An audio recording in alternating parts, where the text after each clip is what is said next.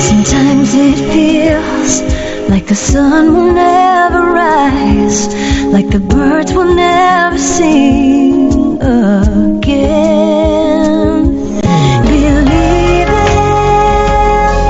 a power greater than what you are going through. When you don't know what to do, keep breathing. That's right. When you don't know what to do, just keep on breathing.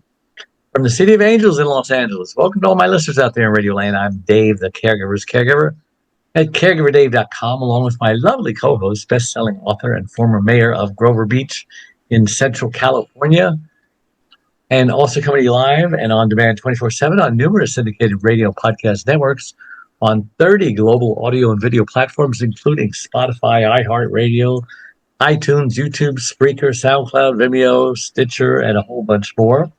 In fact, we're proud to be voted #1 caregiver podcast on FeedSpot out of thousands, and #1 caregiver podcast of the top 50 on Player FM. And we have an especially exciting show planned for today. It's all about tools, doing the right thing just because. And with us today is Larry Weingarten. He's the author of The Philosopher's Wrench. Larry is a seasoned contractor with over 50 years of hands-on experience, but his work with tools goes far beyond the technical. Larry has spent a lifetime learning how to fix both mechanical problems and human ones. And whether he's helping people, caring for animals, or honoring the land that raised him, Larry brings a deep respect and quiet wisdom in everything he does. And now, as we explore what tools really means, beyond wrenches and hammers, and why doing the right thing just because still matters. But before we get started, I want to take this moment to thank my last week's guest, Dr. Mohammed Aravar. He's a board-certified gastroenterologist with over 50 years' experience and a lecturer on medicine at Harvard Medical School. And just a reminder, you can watch or listen to that interview and all our interviews on our membership website, caregiverdave.com, or any of our other 30 global audio-video platforms that I mentioned earlier. Hey, enough of that. Larry, so great to have you on the Caregiver Dave radio show. Thank you. It's a joy to be here. I'm glad to hear that. I always like to ask my guests, just who is Larry Weingarten and why was he placed on this earth? That's a tricky one. Why was I placed here? I think I stumped him. I like being helpful in whatever way I can do that. So that may be a big part of my why. Troubleshooting is fun for me. Problems are interesting. They're not something to run away screaming from. It's more, okay, so this is what's going on. I think once I was the 8th plumber to show up. It chased everybody else off.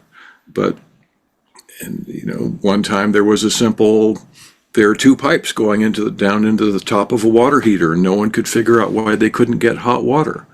I ran water and felt the pipes. The one that had insulation on it that was supposed to be the hot pipe got cold. Oh, someone plumbed it in backwards. Yeah. Yeah. So I like figuring things out, using perspective as a tool to look at any given problem from lots of different points of view. Pretty soon it makes itself clear to you what's going on. Yes, and we have a lot in common, you and I, because I was an auto mechanic before I sold my gas station, before I turned the garage into a mini mart, and cars started having computers operate them. Right.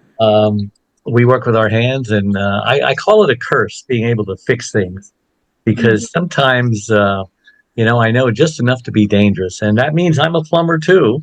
But I've learned to not do plumbing because every time I do it, it goes deeper and deeper and deeper until I do need to call a plumber.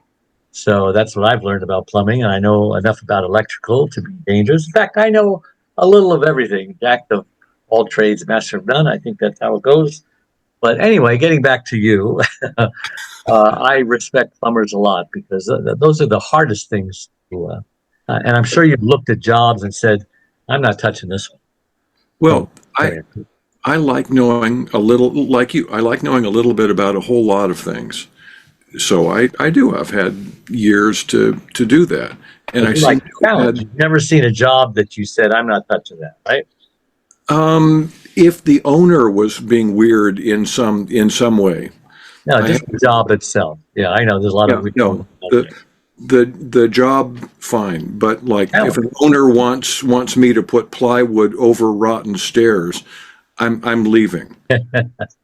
Someone's gonna get hurt. I'm not gonna be party. But I was the one in junior high school that the teachers called on to fix things. I just had this knack, and if they paid attention, they saw that. And I had an So employee like that too. Every time something would break at the gas station, I'd say, call Andrew. He knows a little bit about everything, a little more than me. but He's the guy I take sailing with me, by the way. I taught him how to oh, sail. He picked it up very quickly, and now I've made him like my first mate. Uh, I but the didn't. tools, but the tools you're talking about are different kinds of tools: Yeah. appreciation, acceptance, perspective, presence, and hope. Not screwdrivers and wrenches. So, comment on that. Well, I view them all as big, substantially more powerful tools. I mean, take hope as an example. Wonderful thing. If you go to the doctor, they steal your hope. They tell you, well, you better get your affairs in order. There's nothing we can do. And they're not always right. They're not always right. There are other forms of medicine that have been around far longer than standard Western medicine. Western's been here about 150 years. Other forms have been around 5,000 years. Right. And they know stuff. So, whatever tools you have, throw at it. But I've been able to give people hope back. There was a time when there was basically a crook dealing with everybody's retirement savings and money, and stole it all. I was one of the ones that lost a whole bunch of money, but okay. But other people were like, I know I prevented 4 suicides in that episode by giving people hope back. Right. As a sailor, I've learned to not trust certain individuals, like the weatherman, the weatherwoman, Good. because they aren't always right. When it's supposed to rain, if I listened to them, I would have missed out a beautiful day of sailing many, many, many times. So I didn't know about your sailing, but I've sailed from like the West Coast to Hawaii and back, and some blue water stuff there and up and down the coast in my own boat. So I've sailed for decades too. It's a great place to find some quiet. it is. Where do you live now? Monterey, California. California. We need to get together and go sailing. You still have a boat? Kayak. It's a lot less upkeep. Well, I just bought a Catalina 25 because I bought a condo. I sold my gas station. I'm retired. And I had enough money to buy a condo in Oxnard, Channel Islands Marina. So it's a date. And we'll even bring Debbie along if she wants to. Coming. I've done a little sailing too. I lived in Scotland. I shared a boat with the Chandlers at the marina nearby.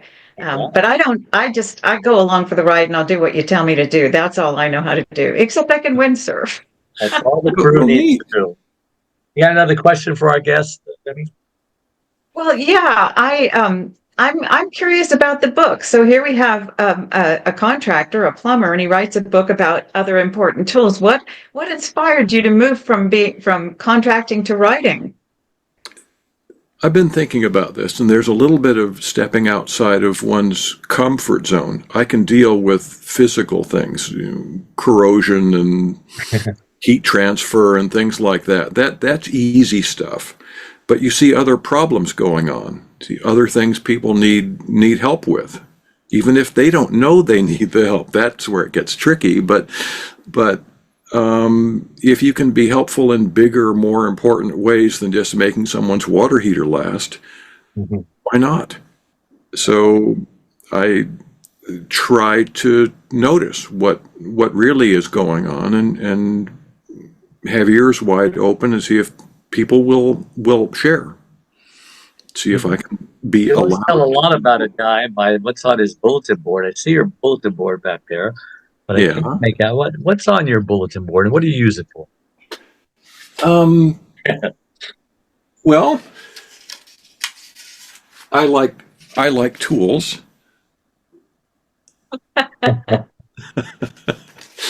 Bigger wrench for those of you. Bigger wrench. This thing is a certification that I got, just a 100-day training in this medical field called Siddha Veda.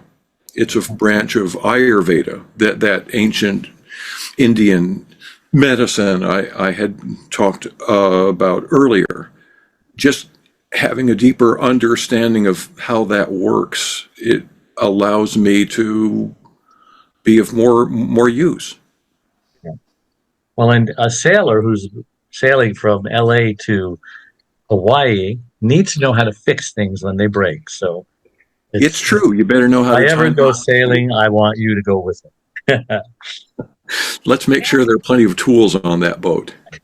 And also needs to be able to keep their cool. I really loved how you opened the show saying, you just look at it and you say, okay, so what's going on? So rather than getting agitated or all wound up, like I think many of us do, you look at it and you say, well, what's going on? And you look at it from different perspectives. And it seems like that can apply to so many things in life. Do you have, obviously, you do some thinking, some contemplating. I suppose you have time when you're plumbing sometimes, and you move to the next step with that. But do you have tips for people as to how they can better navigate some of the problems? So let's just say presence is a very, very powerful tool. If you can truly be present right here, right now, this second, okay, what's really wrong? Is it something that's about to happen? Is it something that has already happened?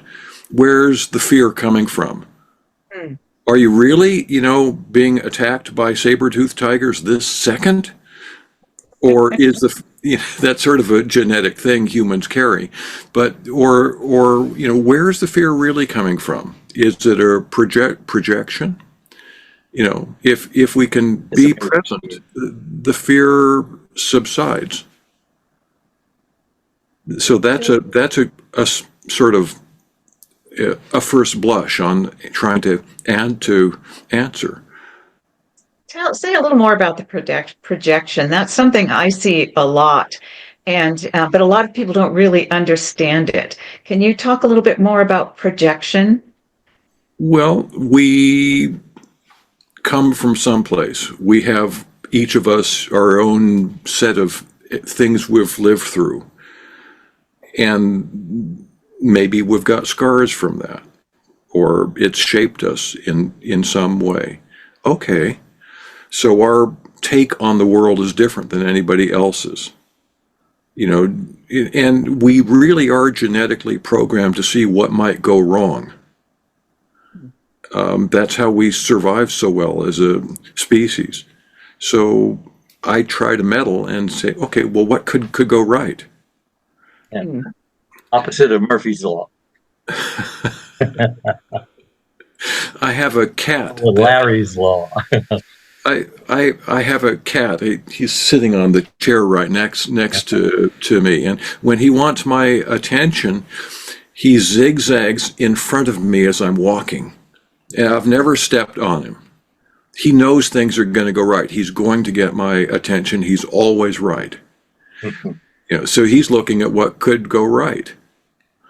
Well, that's a kind of an interesting concept, and you've mentioned doctors, and one of the things that always intrigues me is that the body's natural response is to heal itself, and that's one of those things that can go right, and obviously that's where doctors, as you've mentioned before, can go wrong, because if the way we're made is to heal ourselves, then that's a whole nother question, isn't it? We are. I think a lot of it has to do with what we put, what we do to ourselves, what we call food, what isn't really food. How, I follow Dr. Joel Furman. He's written books like Eat to Live and Eat for Life. He talks about how to eat a nutrient-dense diet that helps you heal, puts you on a solid footing. I'm 71. I'm still climbing pine trees and doing things. I've got a friend who's not as old, and I know how to deal with climbing and topping trees better than he does. So I wouldn't let him do it. I'd go do it. Just, I was 60 feet up a tree last year, because I can, and I'm safer at it than someone unskilled would have been. Glad to hear that, because I climb trees too, cut off branches. Right, and it terrifies my neighbors. I know, and it terrifies me sometimes. But why do I do it? I go up. I know how to do it. I've done it for a long time, and sometimes I even put a little harness around me to protect me in case I fall. Mm-hmm. Many times not. But I've decided not to do that as much as I used to, because it's just not worth it, right? If you do fall and something breaks, it takes a long time to heal. And I only have so many marbles in my jar. Every week I take one out, which should get me to about 90. I'm not sure I want to live over 90. Everyone I know who's in their 90s, I wouldn't want to be. But go ahead. Dr. Furman has this phrase, and he didn't come up with it, but he calls it health span, not just lifespan, but health span. Yeah, I like that. So how can you live well, energetically, vibrant, have a good mind, physically work, be able till the end of your days? We have their standard American or SAD diet that sort of decreases health span. Maybe we can increase lifespan. We've been doing it until recently. The lifespan's been going up, but health span has been getting shorter. So we can do better than this. I have this famous cartoon that I've been playing. It's this old, decrepit 90-year-old guy who's hunched over and he looks like hell. Yeah. And he's at the doctor's, and the doctor says, "Remember all that good living that you did so that you can live longer? Well, these are those years." That's evil. Again, healthy, clean living. And that was a doctor giving this piece of wisdom. Yeah. Now, you mentioned hope. Hope is a great word, and it's probably the most important word. And if you're calling it a tool, it's probably the most important tool. I mean, hope can keep a person from killing themselves, like you said, suicide. Yeah. And there's a lot of people without any hope in this country. And fear is the reason. Fear is probably the number one reason that people don't have hope. And tell us how you use fear and hope, their opposites, to talk someone out of killing themselves. Perspective comes in here as well. If I can show someone who has lost hope a different way of looking at things, if I can show them that maybe there are paths they hadn't considered, they at least have to stop and think for a little bit. Maybe life isn't so bad. Maybe there are other approaches to this. In that case, I was talking about a lawyer jumped in and I encouraged a lot of folks to become his clients. He did a better job of getting some of their money back. People that didn't do that, they were just left to the court-appointed trustee, lost 98% of their money. The trustee took it all. This is a bankruptcy trustee that's supposed to be doing what they can to help you. That system, I'm afraid I don't have any confidence in for some reason. I've seen the same thing when the bankruptcy attorneys are the ones getting rich and very rich. and Yes. nobody else gets anything. Yeah, that is a con. Class action lawsuits. Yeah. Yeah, and it's a legal con. It shouldn't Yes. exist, but from firsthand experience with it, it's, this should be changed. I don't know who's going to do it. It's I always say we need the help from a higher power because I deal with a lot of corruption too. And sometimes I think the justice system, our FBI and our federal courts in California, they're pretty good. I'm pretty impressed with them. But you have to get them involved, and that's the challenge. And I'm wondering if sounds like you've been through some pretty grim times with some crooks and friends who've been taken as well. Do you have any tips for us, the rest of us? How do we avoid that? Can you okay. look back Yeah, on it? Give us yeah. some wisdom? I can try. I think I've become pretty much stay in control. Don't give your power over. Whether it's to doctors or lawyers, doesn't matter. Learn. Learn. Don't ever stop. But don't say that's the expert. That's the financial whiz. I'll just put all my money with them and they can deal with it. That's Dangerous. not too good. Which means work. If it's my responsibility, that means work. And responsibility in the U.S. we view as sort of a bad word. It should be viewed as a gift. You get to be responsible for something or somebody or your cat. However, it's a good thing. So take responsibility for your own finances, your own health. Quiet. Is that a word in your tool belt as well? Absolutely. When does it all get to settle in and make sense? There's so much noise in the world. When do we let all that dust settle so you can see what the picture is? So quiet. As a younger person, I knew I needed at least half an hour a day of quiet, or things became jangled. I just couldn't. It was hard to make sense of stuff. Then I got busy for decades and didn't allow myself that quiet time. These days, I make more of an effort to find that half hour or even more. Some would call it meditation. Whatever you want to call it, just quiet, so the things your subconscious has been wanting to let you know about get a chance to rise to the surface and be heard. Now, our audience are burned out caregivers, and they have loved ones, and many times they have to deal with doctors or staff, nurses, etc. Can you give us some tips how we can, guard our power, don't be intimidated by the staff, etc.? I've seen work. I've found that work is when you've got a loved one in hospital or in care. If you show up and have friends show up for them, that person clearly is worth more in the staff's eyes. Other people are showing up. That person's being watched. So they're just automatically, because that person's being paid attention to by outsiders, they're going to take better care of that person. That is so true, unfortunately. Because everyone should get that care.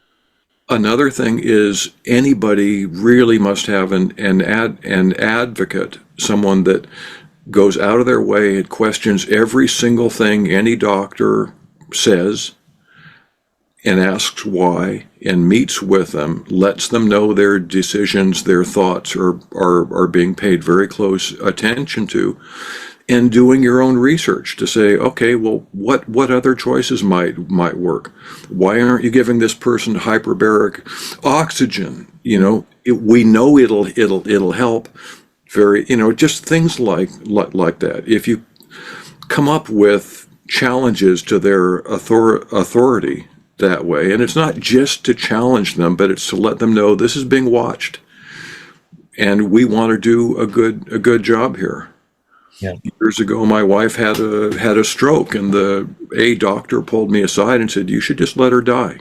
Mm. There's nothing. There is nothing that we can do." Years later, I brought her in to the neurologist, and he couldn't recognize her. Yeah. She was dramatically better. My wife also had a stroke, and I didn't guard my power. I handed it over to a couple of experts, the paramedics, and they says, "Where do you want us to take her?" And I says, "I don't know. Where would you take your wife if she was having a stroke?" Well, they took her to the wrong place. They took her to a smaller, less equipped hospital because it was closer by 5 minutes instead of a huge medical center that was 5 minutes further. So yeah, don't Right. control your power. And yeah. It's hard to know all that. Sometimes you just do the best you can with what you have, and And try to keep learning.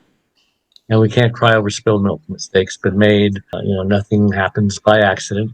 Life gives you lemon, make it lemonade or lemon meringue pie or whatever.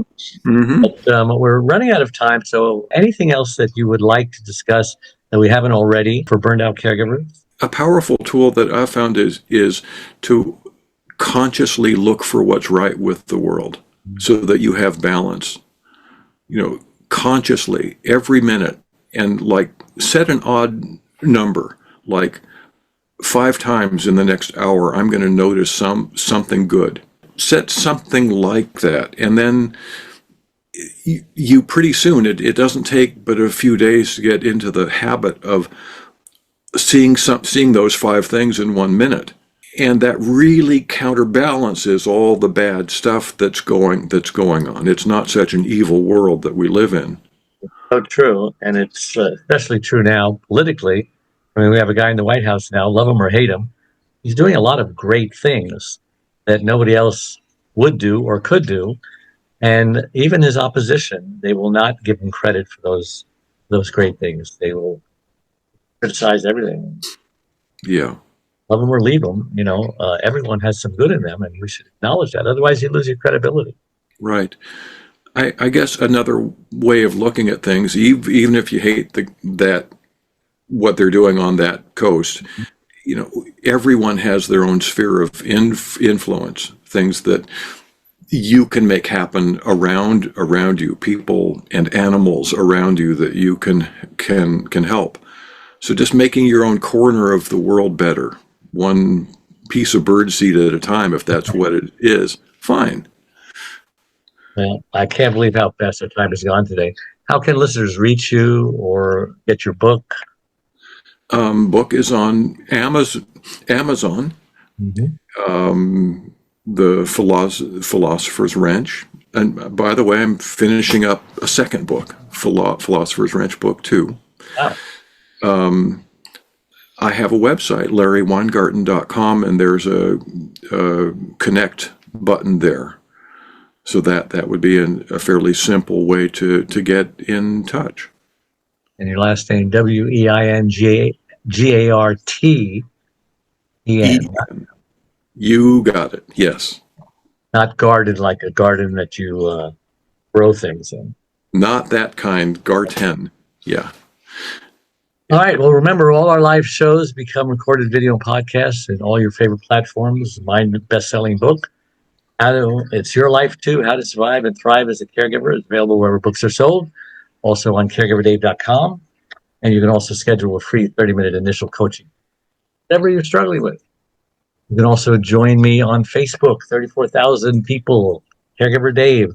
We look forward to seeing you there. And if you click the like or follow button on whatever platform you're on, it helps Google reach even more caregivers. So again, a big thank you to all my listeners out there. And thank you to my guests. And we thank all the people who tune in every Wednesday, making us the #1 caregiver podcast on the internet. So until next time, same channel. May God richly bless you all. Bye-bye. Anytime we suffer loss, we grieve. And a lot of people don't realize what even the grief process is. But it could be 5 to 7 steps ranging from denial, I don't believe this is happening, anger, oh my gosh, I'm so upset this is happening, to a form of bargaining, how can I get out of this, to depression, which is a very serious thing because that often leads to suicide. And then finally, after you realize you have no more control over your situation, and you're totally okay with the new normal that it brings, that wonderful, wonderful place called acceptance.